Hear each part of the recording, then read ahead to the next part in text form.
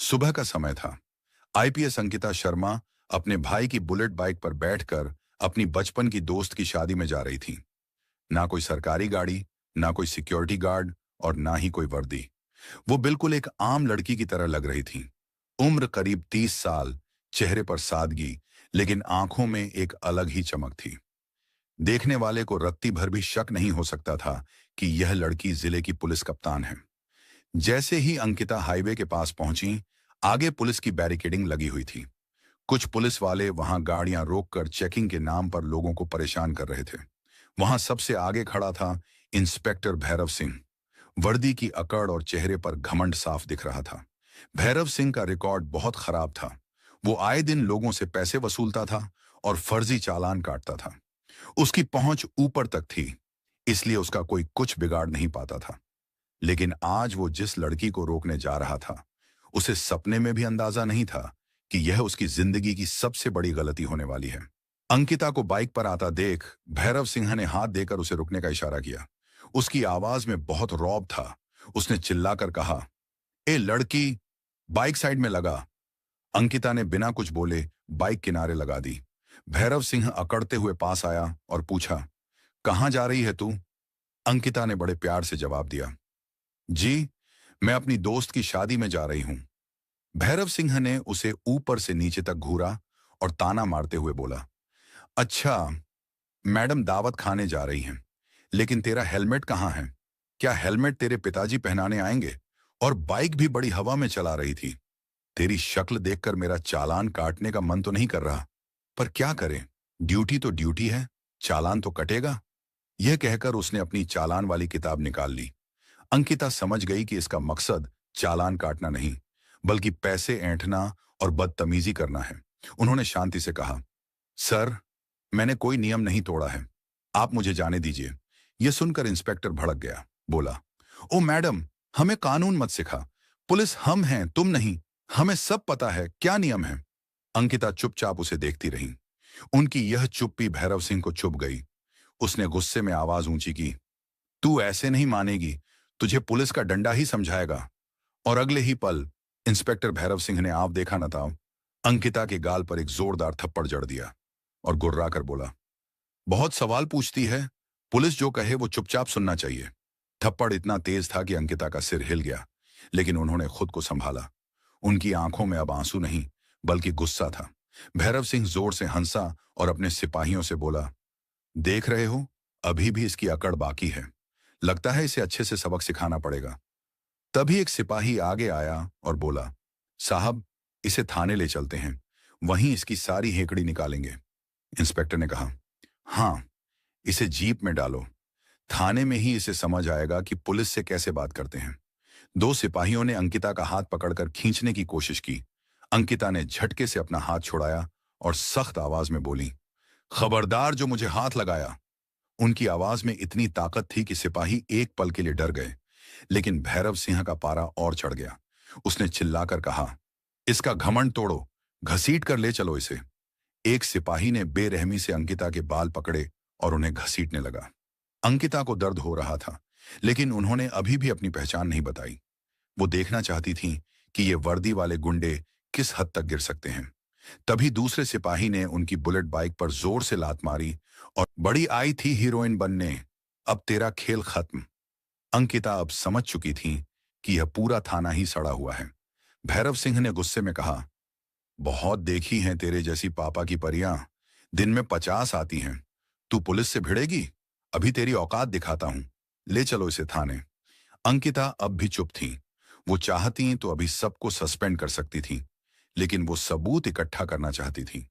उन्हें जबरदस्ती police jeep में बैठाकर थाने ले जाया गया। पूरे रास्ते सिपाही उन पर भद्दे कमेंट्स करते रहे। थाने पहुंचते ही इंस्पेक्टर भैरव सिंह ने कुर्सी पर बैठते हुए चिल्लाया, अरे कोई चाय समोसे लाओ भाई, आज एक स्पेशल केस आया है। फिर उसने अपने एक जूनियर सिपाही को बुलाया और धीरे से कान में कहा, सुन, इस लड़की पर कोई भी फर्जी केस बना दे, चोरी, लूट या ड्रग का, जो भी ठीक लगे। बस इसे जेल में डालना है ताकि इसकी अक्ल ठिकाने आए। अंकिता एक कोने में खड़ी सब सुन रही थी। इंस्पेक्टर ने फिर उनसे पूछा, ए लड़की, नाम बता अपना और घर का पता बता। अंकिता चुप रही। इंस्पेक्टर ने टेबल पर जोर से हाथ मारा। बहरी है क्या? नाम बता वरना बहुत बुरा होगा। कुछ देर बाद अंकिता ने धीमे से कहा, अंकिता। भैरव सिंह हंसा। बड़ी चालाक है, लेकिन यहां ज्यादा होशियारी मत दिखा। उसने सिपाहियों को इशारा किया और अंकिता को जबरदस्ती लॉकअप में डाल दिया गया। लॉकअप बहुत गंदा और बदबूदार था। अंदर पहले से एक गरीब औरत बैठी रो रही थी। अंकिता ने उससे पूछा, माँ जी, आपको क्यों बंद किया है? वो औरत रोते हुए बोली, बेटी, मैं सब्जी बेचती हूं। ये इंस्पेक्टर रोज मुफ्त में सब्जी मांगता था।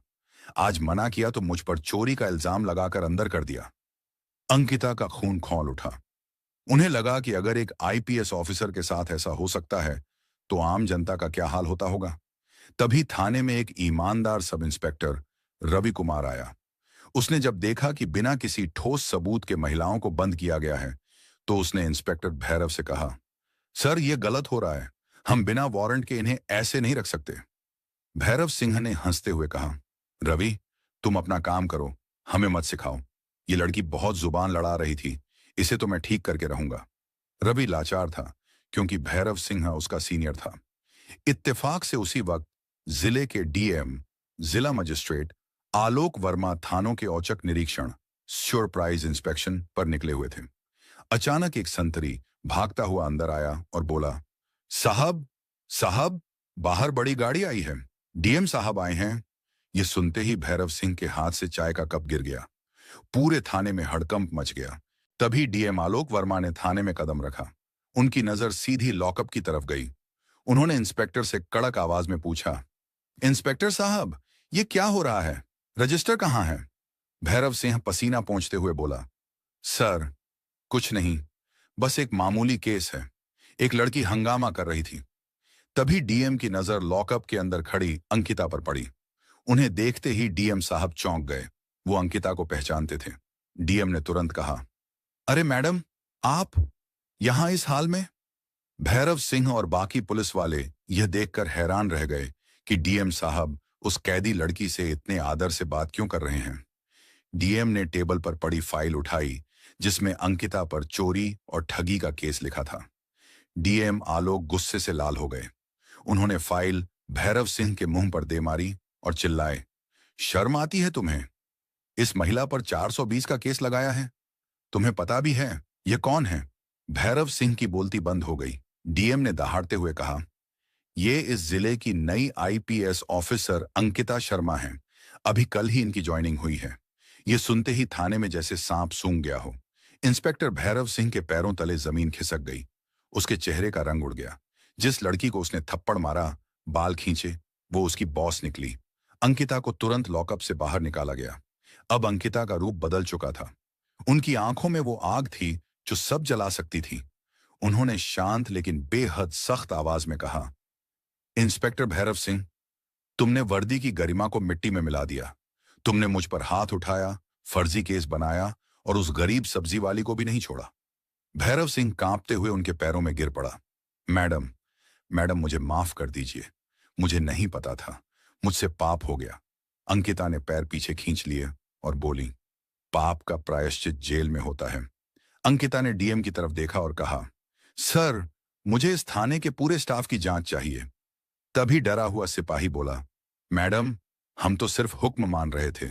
इसमें हमारे बड़े साहब एसएसपी सर का भी हिस्सा होता है। वो भी मिले हुए हैं। यह सुनते ही मामला और गंभीर हो गया। डीएम साहब ने तुरंत एक्शन लिया। इंस्पेक्टर भैरव सिंह को उसी वक्त सस्पेंड करके गिरफ्तार कर लिया गया। अंकिता ने एसएसपी के खिलाफ भी सबूत इकट्ठे किए और सरकार को रिपोर्ट भेज दी। शाम तक एसएसपी को भी पद से हटा दिया गया और उनके खिलाफ जांच बैठा दी गई। उस दिन के बाद जिले के हर पुलिस वाले को सबक मिल गया कि वर्दी जनता की सेवा के लिए है, दादागिरी के लिए नहीं। आईपीएस अंकिता शर्मा ने साबित कर दिया कि असली ताकत डंडे में नहीं, सच्चाई में होती है। दोस्तों, अगर इरादे नेक हों तो अकेले इंसान भी पूरे सिस्टम को हिला सकता है। अगर आपको इस शेरनी अफसर की कहानी पसंद आई हो तो वीडियो को लाइक करें और कमेंट में जय हिंद जरूर लिखें। धन्यवाद।